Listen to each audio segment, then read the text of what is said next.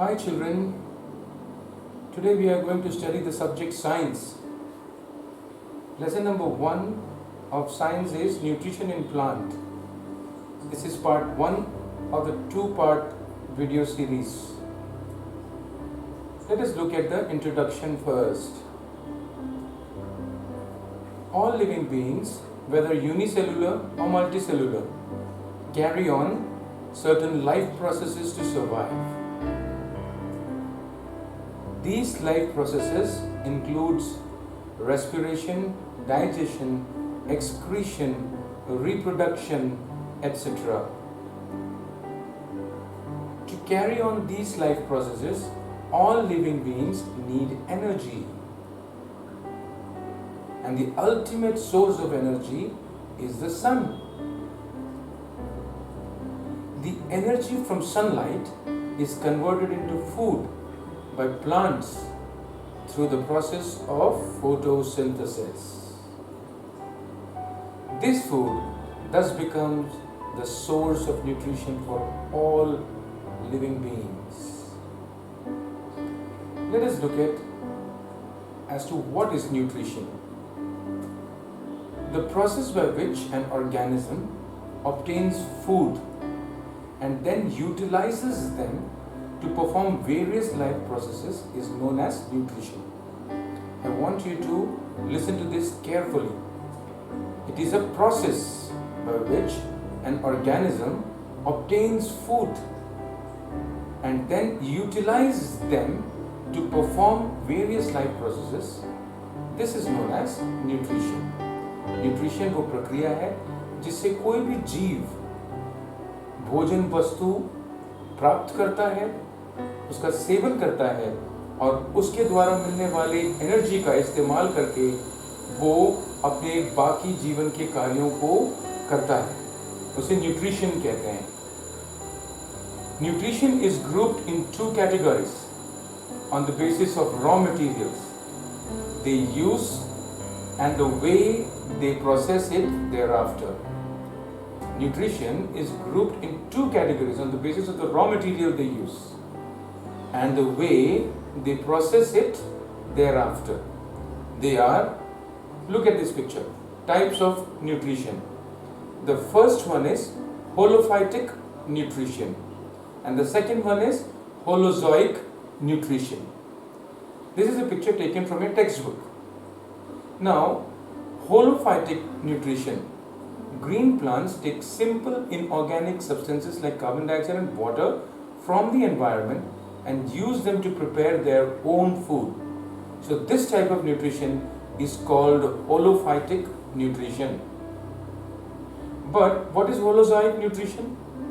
Most of the animals take complex organic food from the environment and then break it down in the body to get energy and other nutrients.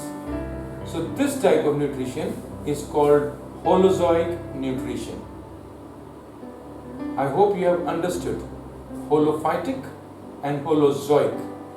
Under holozoic nutrition, you have green plants making food for themselves, and holozoic nutrition is obtaining food from the environment, breaking it down in our body to get energy and then also other nutrients. So this is called holozoic nutrients. Let us look at modes of nutrition. On the basis of their modes, nutrition of living beings can be grouped into 2. They are autotrophs, living organisms which are capable of preparing their own food are known as autotrophs. Remember the word autotroph. Living organism which are capable of preparing their own food. अपना भोजन खुद तैयार करने की क्षमता रखने वाला जीव उसे autotroph कहते हैं. For example, green plants. Heterotrophs, living organisms which cannot prepare their own food and are dependent on other organisms for their food requirement are called heterotrophs. Remember the word heterotrophs. वो सारे जीव जो अपना भोजन खुद बनाकर तैयार नहीं कर सकते हैं लेकिन दूसरों पर निर्भर रहते हैं. For example, all animals and non-green plants like fungi and bacteria are called heterotrophs. So remember the word heterotrophs. Now let us look at the food making process in autotrophs. Remember this definition. This is a very important definition. Definition of photosynthesis. The chemical process through which green plants containing chlorophyll combine carbon dioxide and water in the presence of sunlight to prepare food in the form of glucose is called photosynthesis. Remember, this is a chemical process. A chemical process through which green plants containing chlorophyll combine carbon dioxide and water in the presence of sunlight to prepare food in the form of glucose is called photosynthesis.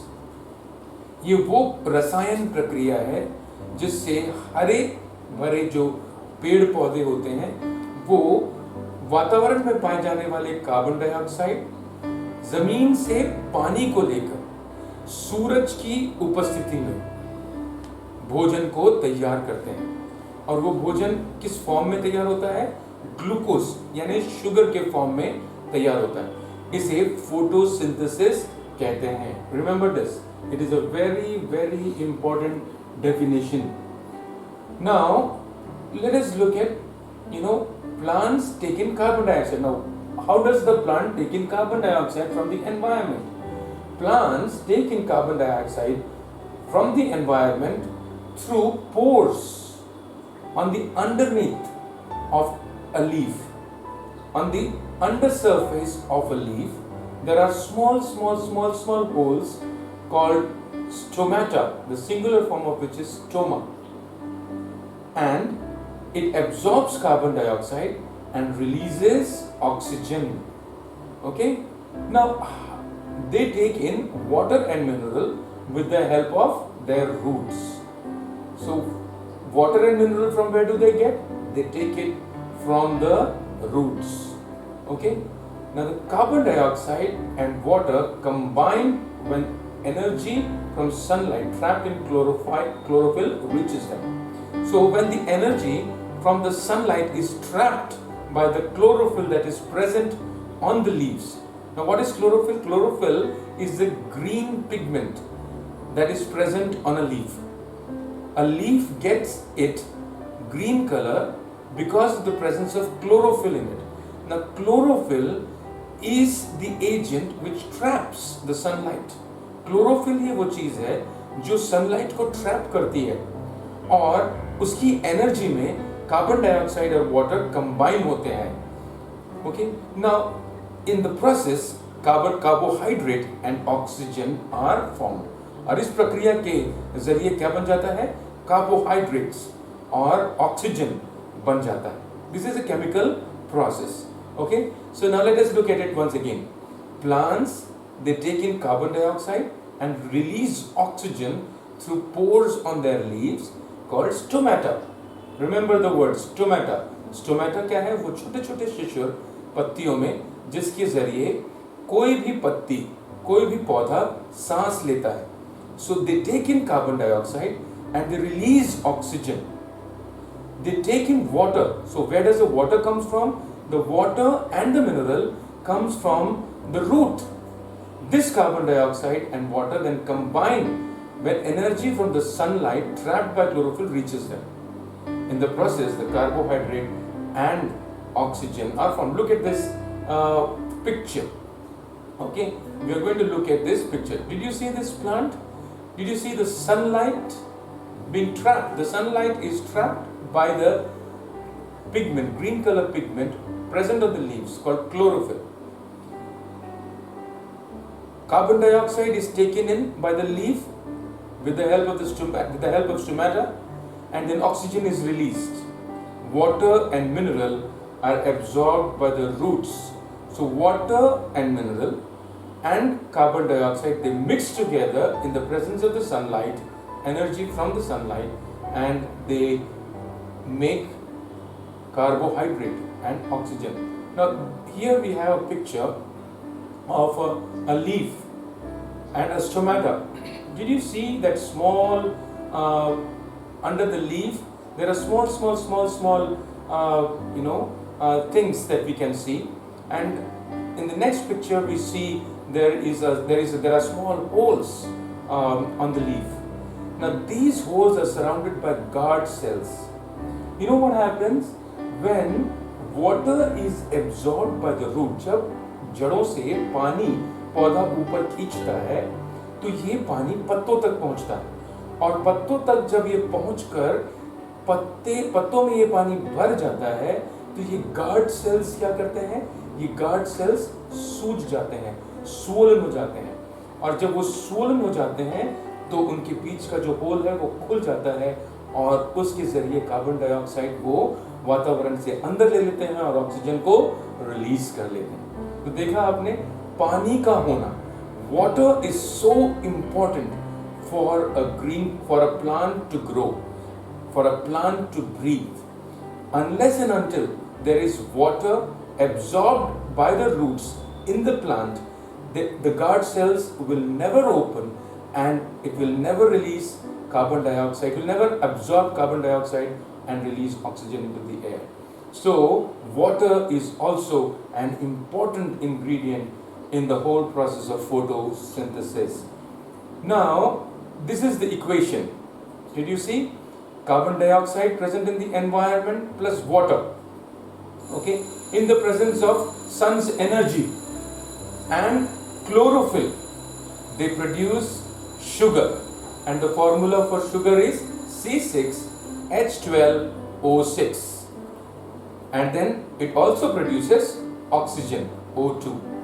So CO2, that is carbon dioxide, combines with water, H2O, in the presence of sunlight and chlorophyll and produce sugar, that is C6H12O6 plus O2. You will be thinking, what is this O2, H2 and all? These are all the quantity in which that component is present in that particular thing. Like for example, carbon dioxide has two components of oxygen and one component of carbon. Water has two components of hydrogen and one component of oxygen. Okay, so in a sugar, carbon is 6 and hydrogen is 12 and oxygen is 6 plus 2 quantity of oxygen is released. So this is what is the equation of photosynthesis. You have to memorize this equation, chemical equation also. Okay, so there we go. Things needed for photosynthesis. Let us look at it one by one in revision. The first thing that you know we need in order for photosynthesis to take place is chlorophyll. The pigment which gives green color to the plant is called chlorophyll. I told you that. It is the presence of chlorophyll that gives the plant the green color. It is found in special cells called chloroplasts, where the energy from the sunlight is trapped. Chloroplasts are like small honeycombs. You know, in the honeycomb you see small octagonal shaped cells. You know, these chloroplasts are also something like that. They contain in it chlorophyll, which helps trap sunlight into them. Okay. Now, the other ingredient that is needed for photosynthesis is carbon dioxide. Plant taking carbon dioxide from the atmosphere through stomata. We have already told you that. Now, how does that happen? The guard cells which surround the stomata regulates their opening and closing. When the guard cells are filled with water, they get swollen and they open up. And the moment they open up, carbon dioxide is absorbed into the plant and oxygen is released. So the guard cells, the function of the guard cells being swollen up by water is also important. So sunlight, the next very important ingredient in the whole process of photosynthesis is sunlight.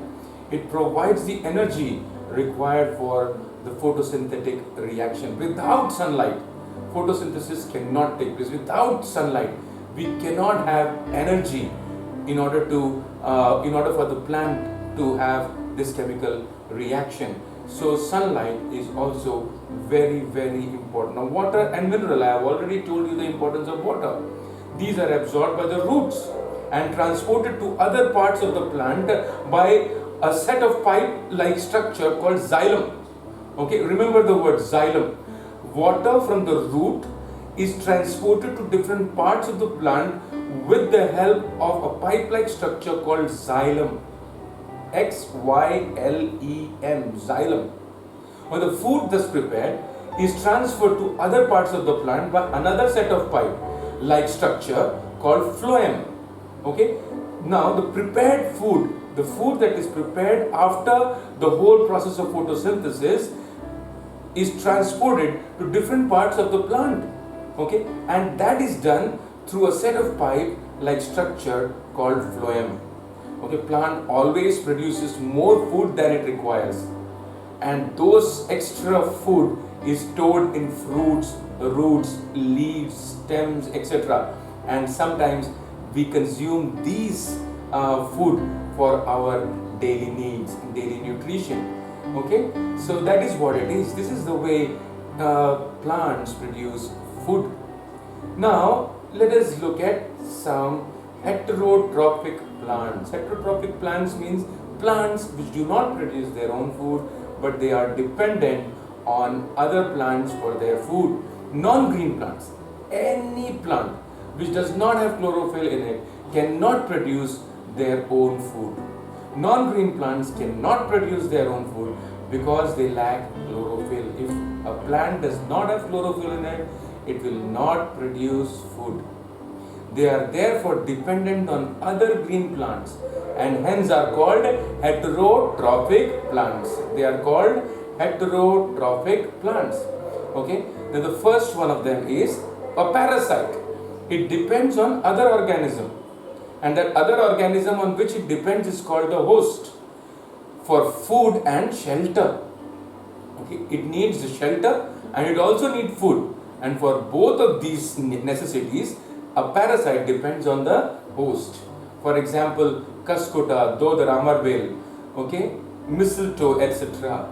There we have the picture of a Cuscuta Dodar, okay, which is also called Amarbel, and then we also have the picture of a mistletoe parasite plant. Did you see that plant? And on that plant you see there is a circle drawn on it, and inside that circle you will find a parasitic plant which is called mistletoe, or a parasitic plant which is called Cuscuta or Dodar, or in Hindi we call it Amarbel. Okay, and then we have the second one, that is a saprophyte. Plants which grow on and derive nutrition from dead and decaying organic matter are called saprophytes or saprotrophs. Remember the word, saprophytes or saprotrophs.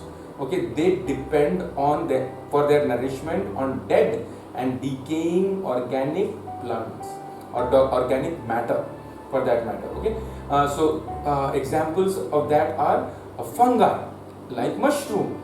We all know about mushroom. Okay, it is something that we eat also. Some of the mushroom are staple, and bacteria. Let us look at the picture of a mushroom. I don't have to explain to you much about it. Mushrooms are not green. Okay, so they cannot produce food on their own. They grow like a plant, but they always grow on dead and decaying things. Okay, a plant that is dead and it is fallen down on the ground and it is getting decayed, you will see a mushroom growing on it. A mushroom growing on it. Got it? We have more. And there we have insectivorous plants. Plants which consume insects as a part of their regular diet. You know, there are plants which trap insects, and these insects insect-eating plants are called insectivorous plants.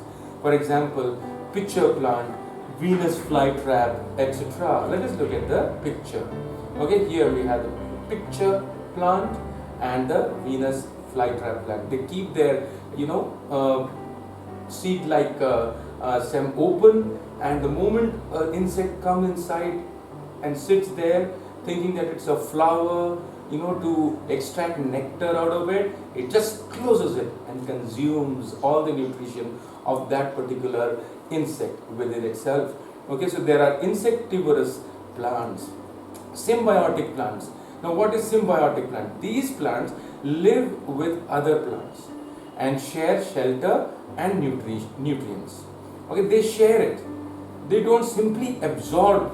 They don't simply depend on the other plant for all their necessities like shelter and nutrients. In this way, both the organisms are benefited, and hence, what happens? They are called symbiotic, and hence they are called symbiotic plants. Okay, for example, rhizobium and legume symbiosis. Rhizobium and legume symbiosis. You know what happens is rhizobium are basically nitrogen fixing bacteria.